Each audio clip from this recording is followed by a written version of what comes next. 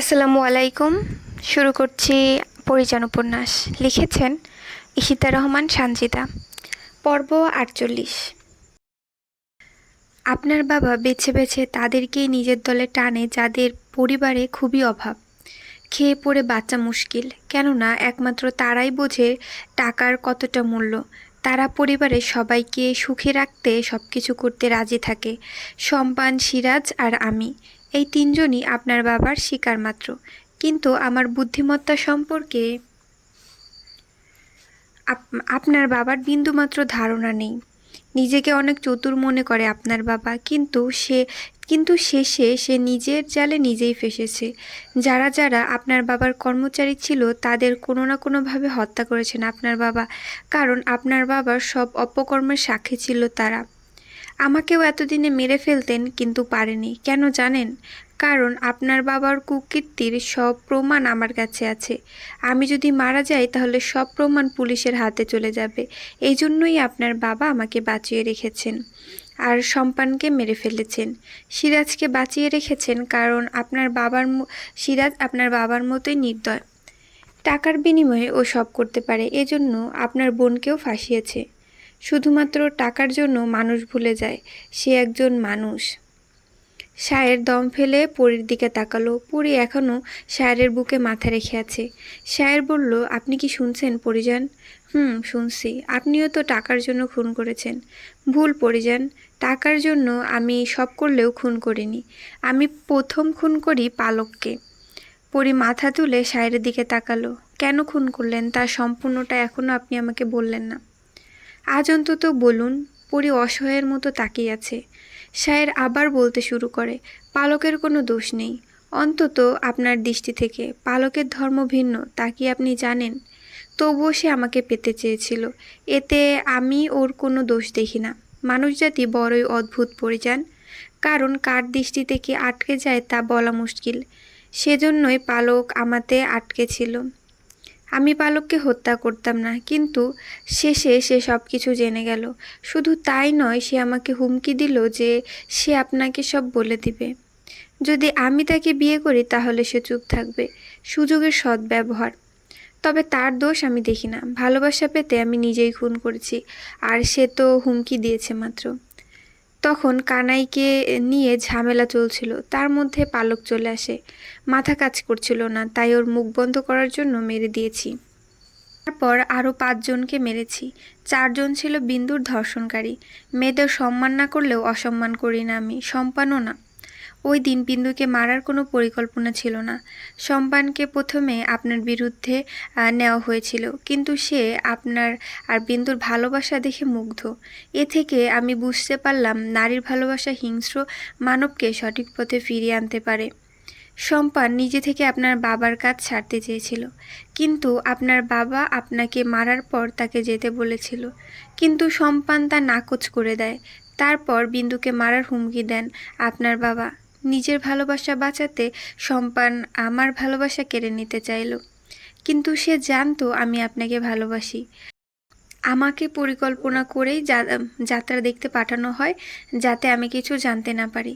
তবে সেদিন সম্পান ওখানে গিয়ে আমাকে খবরটা দেয়। আমাদের আসতে অনেক দেরি হয়ে গিয়েছিল, ততক্ষণে সব শেষ।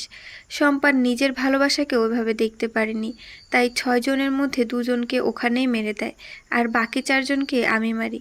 বিন্দু যদি বেঁচে থাকতো তাহলে সম্পনের বধূ হয়ে আজ ওর ঘরে থাকতো, কিন্তু বিধাতার কি লিখন, দুজনকেই তিনি টেনে নিয়েছেন।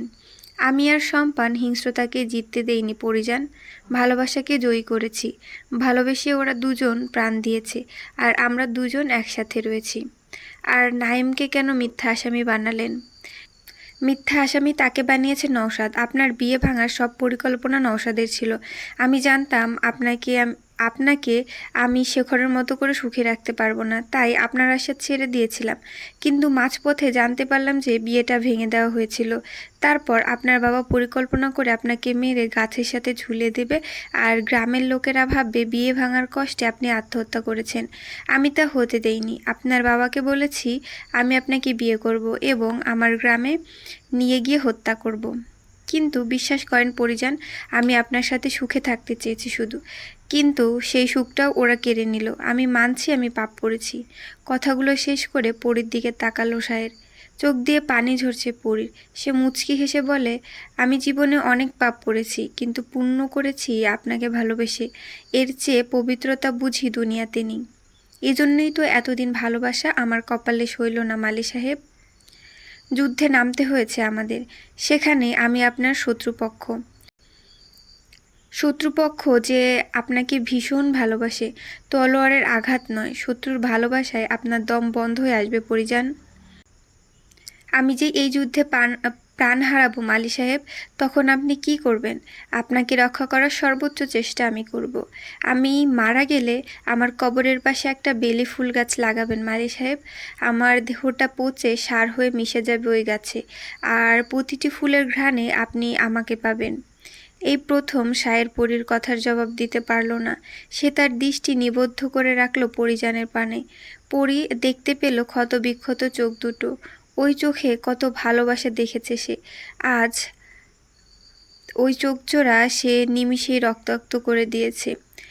অচমকা পরীকে শক্ত বাঁধনে আবদ্ধ করে সায়ের। বলে ওঠে, আপনাকে এভাবেই ধরে রাখবো আমি পরিজান। আপনি আর কোথাও যেতে পারবেন না।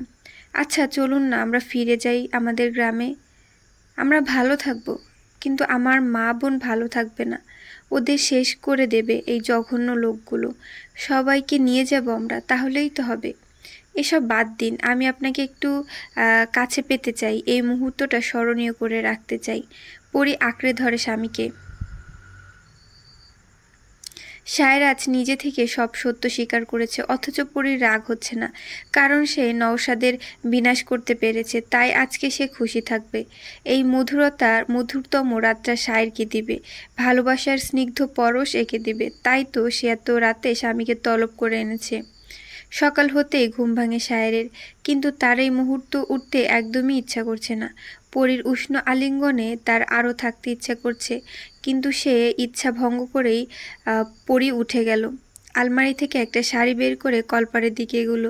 কিছুক্ষণ বাদে সায়েরও নিজেও উঠান গেল, কিন্তু উঠোনে আসতেই সে দেখতে পেল শেফালি আর কুসুম গোবর দিয়ে উঠান লেপছে।